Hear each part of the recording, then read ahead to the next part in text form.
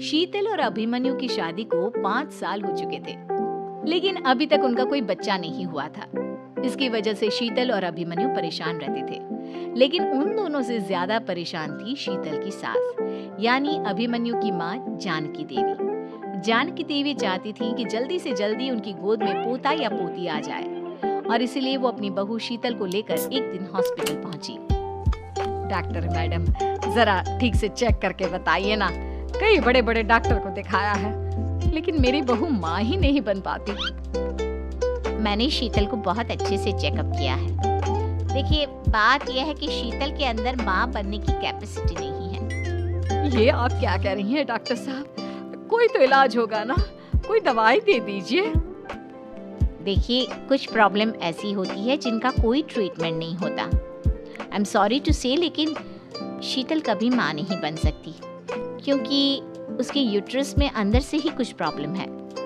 घर आने के बाद क्या हुआ माँ? कहाँ लेकर गई थी आप शीतल को? अरे कहाँ लेकर जाती, डॉक्टर मैडम के पास ले गई थी, लेकिन तेरी बीवी तो कभी माँ बन ही नहीं सकती।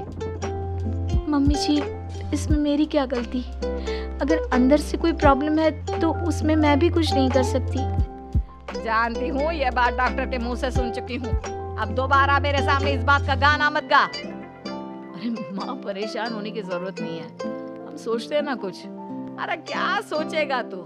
जब डॉक्टर कह चुका है कि तेरी बीवी माँ नहीं बन सकती, तो बता क्या सोचेगा तू? कहाँ से लाएगा बच्चा? माँ, ये तो मैं भी नहीं जानता। अभिमन्यु, क्यों ना हम अनाथ आश्रम से एक बच्चा गोद ले आए? क्या फर्क पड़ता है बच्चा हमारा हो या गोद लिया हुआ? आई बड़ी बातें बनाने वाली, क्या फर्क पड़ता है? अरे क्यों फर्क नहीं पड़ता?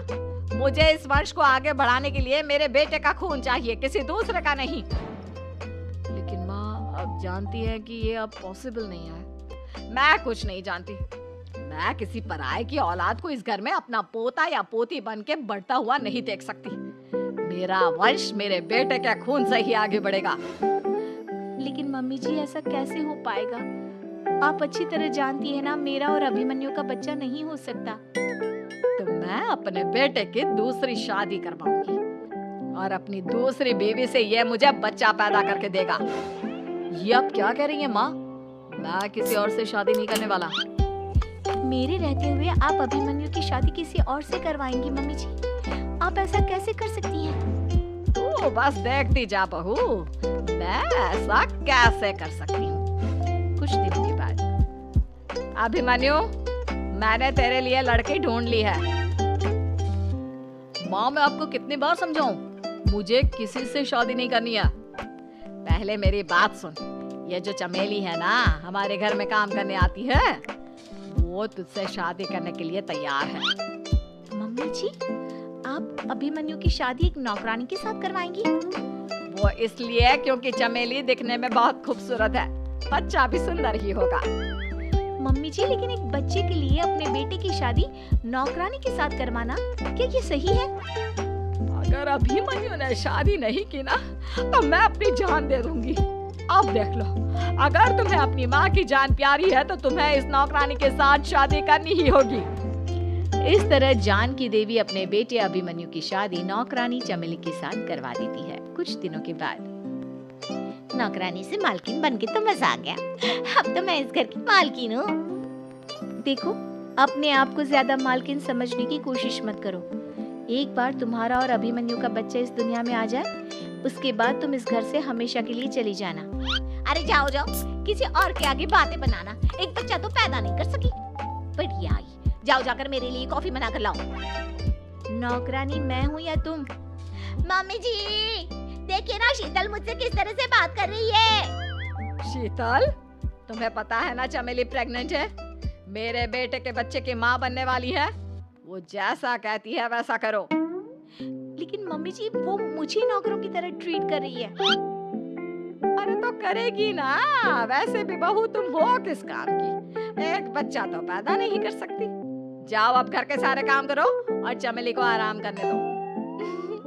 थैंक यू मम्मी जी, भगवान आपका भला करे। आप नहीं होती तो मैं नौकरानी से महारानी कैसे बनती? देखो, तुम्हें जो चाहिए सब मिलेगा। खूब खाओ पियो, मजे की जिंदगी जियो, लेकिन बच्चा पैदा करके दे दो। कुछ दिनों के बाद, मम्मी, बच्चे के लिए आपने मेरी शादी चमेली के साथ करवा तो दी, लेकिन दिन और रात का चैन मिट गया है। सारा दिन शीतल और चमेली की बहस चलती रहती है। अब शीतल को इस घर में रखने से क्या होगा? मैं तो कहती हूँ उसे घर से निकाल दो, है भी किस काम की। मैं ऐसा नहीं कर सकता माँ, वो मेरी पत्नी है, उससे बहुत प्यार करता हूँ मैं। तुम्हारी पत्नी चमेली है, चमेली, उससे प्यार करो। अरे तुम्हारे बच्चे को जन्म देने वाली है वो। अभिमन्यु, मैं खुद ही इस घर से चली जाती हूँ। वैसे भी अपने ही घर में नौकरों की तरह रहकर परेशान हो चुकी हूँ। घर की नौकरानी मेरे ऊपर हुक्म चलाती है, वो तुम्हारी पत्नी बन चुकी है। अब मेरा इस घर में क्या काम? अभिमन्यु के बार बार रोकने पर भी शीतल उस घर से चली जाती है। कुछ दिनों के बाद चमेली एक बच्चे को जन्म देती है। भगवान ने मेरी सुन ली, मेरे बेटे का घर भर गया, उसका अपना बच्चा इस दुनिया में आ गया।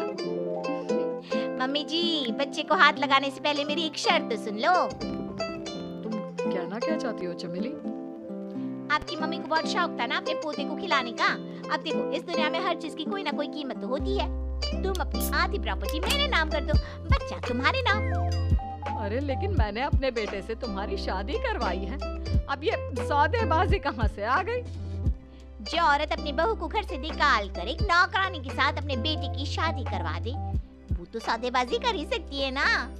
उसका कैसे भरोसा कर सकते हैं? मुझे बस आप लोगों की प्रॉपर्टी चाहिए, उसके बाद ही बच्चे को आप हाथ लगा सकती हैं। मैंने कहा था ना मम्मी, आप गलत कर रही हैं। देखिए, उसका नतीजा आपके सामने है। जब शीतल को पता चलता है कि अभिमन्यु और चमेली का बच्चा दुनिया में आ गया है, तो वो अपने घर पहुंचती है। अभिमन्यु, कहाँ है आपका बच्चा? क्या मैं उसे देख सकती हूँ?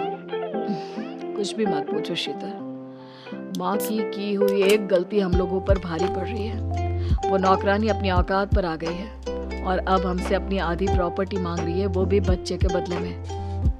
एक बात कहूँ अभिमन्यु, आप उससे कुछ भी देने से मना कर दो।